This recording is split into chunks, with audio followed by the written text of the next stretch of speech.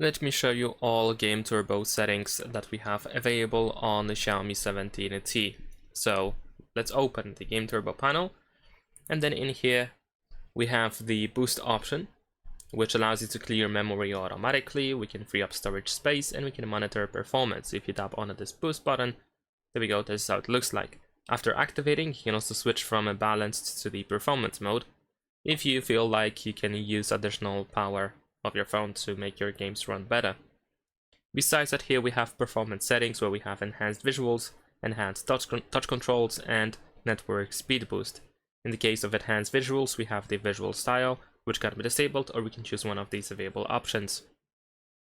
Then in the case of touch controls, we have gesture tracking, we can adjust the sensitivity, and we have stabilization algorithm, which we can also adjust over here, and we can also ignore accidental touches on edges. Now we're gonna go back. In here we have the network speed boost, where we have the Wi-Fi optimization. Besides that, we can clear our memory. We have the voice changer and a timer.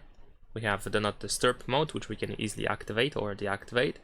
We can also take a screenshot or start recording our gameplay. If we tap on more, we have access to settings.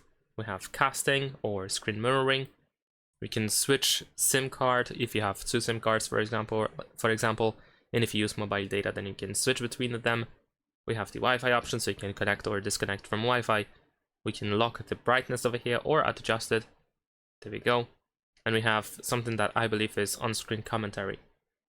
And that is pretty much all. These are all the settings that we have available in the Game Turbo panel on the Xiaomi 17T. Leave a like and subscribe.